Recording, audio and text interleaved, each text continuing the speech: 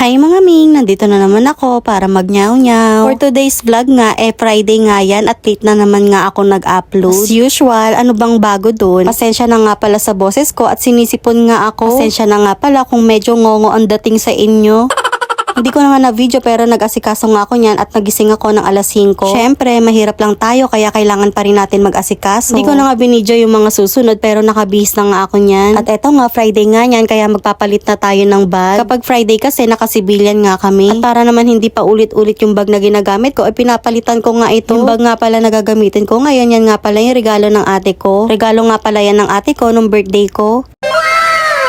Lahat nga ng gamit ko, regalo nga yan. Yung iba nga kapag binili ko, napipilitan pa ako. Kasi nga tulad ng sabi ko dati, hindi nga ako bibili ng bag hanggat hindi nga sira. Kasi nga ang gusto kong pahalagahan yung mga binibigay sa akin. Gagamitin ko muna hanggang sa masira nga. Sayang naman kasi kung hindi mo magagamit tapos bibili ka na naman ng panibago. Ayoko kasi natatangbak yung gamit tapos hindi mo naman gagamitin. Fast forward nga, nandito na nga pala ako sa office. Sa trabaho ko nga hindi naman ganun kahirapan pero kailangan mo pa rin i-check isa-isa. Kasi nga kapag may numbers ka na hindi natutukan, talaga namang hindi na magbabalance. Kaya nga sa mga nagsasabi na copy-paste lang kami, hindi lang naman kami basta copy-paste. Araw-araw marami kaming chine-check kasi wala namang trabaho na madali. Hindi naman ganun kadalian at hindi rin naman ganun kahirap. Kasi hindi naman sa lahat ng oras kailangan mo magpakuluklok sa trabaho. Kailangan mo rin sana mag-enjoy. Sa trabaho nga, meron nga tayong araw-araw na reports, meron din tayong monthly reports. Kaya nga ang akala ng iba, pa-chill-chill lang kami pero sa monthly reports, talagang ngarag kami. At ayun na nga, sa department nga namin, hindi nga halata na nahihirapan kami sa trabaho. Dahil dito nga sa department namin, masaya lang kami at lagi kami nagtatawanan. Syempre kapag nasa trabaho ka, hindi naman kailangan lagi ka malungkot at lagi ka nakasimangot. Pangit ka na nga, lalo ka pang papangit. Ay Diyos ko, ano na mukha yan?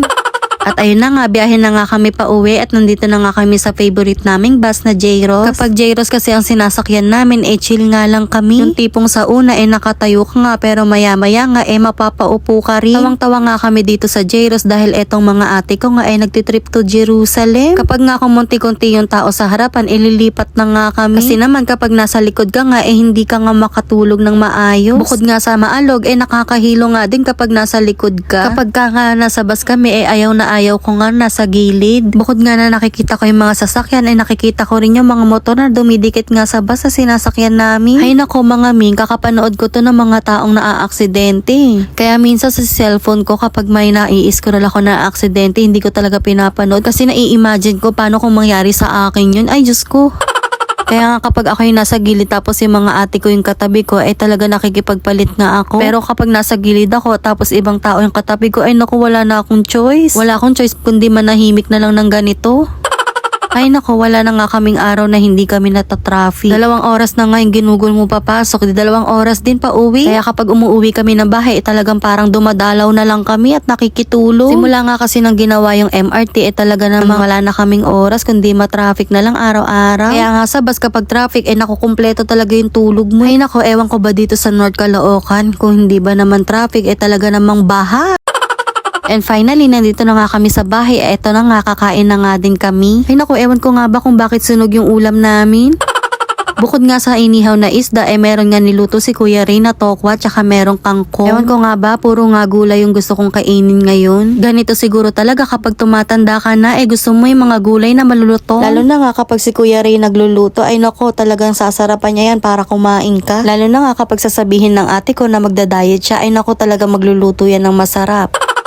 Kaya nga kapag dito sa bahay na to, hindi ka nga talaga makapag-diet. Kaya nga kapag nasa office ako, talagang naku, ewan ko na lang, fasting na lang ginagawa ko. 12:00 na ako kumakain, hindi na ako nag-aalmusal. Simula nga nang wala na akong kinakain na solid food sa umaga, gumaan nga yung pakiramdam ko. Ang ginagawa ko kasi, nagko-coffee na nga lang din ako nang walang asukal. Simula nga nang ginawa ko yun, talaga namang gumaan yung pakiramdam ko. At eto na nga, paano gagaan yung pakiramdam mo nito? Talaga namang gumawa si Kuya Ray ng tiramisu cake. Ay, hindi nga pala tiramisu cake yan. Ice cream cake nga pala. Ay nako mga kuting, kung matitikman mo to, nako, ang sarap talaga nito. Paulit-ulit nga namin pinapagawa si Kuya Ray nito. Nung una nga gumawa siya na para sa birthday ni Liam. Nung gumawa nga siya, talagang tigi-isang kutsara lang yung natikman namin. Mabuti na lang nga gumawa siya ngayon, talaga naman nag-crave kami dito. Halos araw-araw nga kinukulit namin siya na gumawa siya nito. Buti na lang nga ngayong Friday ginawa niya kami. Kaya nga pala siya gumawa dahil birthday nga din ng isa kong pinsan, kaya ginawa niya din ng isang perasong ganyan. Ang sabi nga namin, magbenta nga siya nito, ay talaga naman yung bibili nito, hindi magsisisi na gumastos siya. Ang dami nga lutong masasarap na ginagawa si Kuya Ray, kaya nga ang sabi namin, mag-business na lang siya. Kaya nga ang sabi ng ate ko, siya na nga lang talaga yung ayaw yumaman. Ayan nga pala yung ice cream cake na sinando ko, o diba, hindi naman siya puno.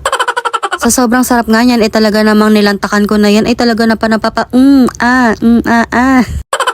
Ewan ko ba, mas masarap pa nga to kaysa sa mga nabili naming mga cake. Kapag nga kumakain ako, talaga naman inaamoy ko pa kung anong lasa. O diba, hindi naman halata na sobrang nasarapan ako sa cake na yan. Talaga nga naman mapapasaya ko na lang na tiramisu cake. Okay, nandito na tayo sa part na nagsisisi tayo kung bakit tayo kumain.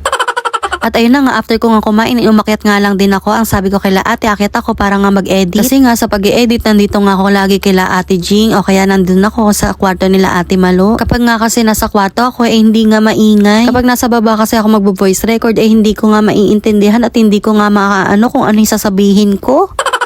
Bukod nga sa maingay yung TV, maingay nga din yung mga magtita. Charot lang, pero totoo yun. Yun lang mga Ming, hanggang sa susunod na nyaw-nyaw ulit. Salamat!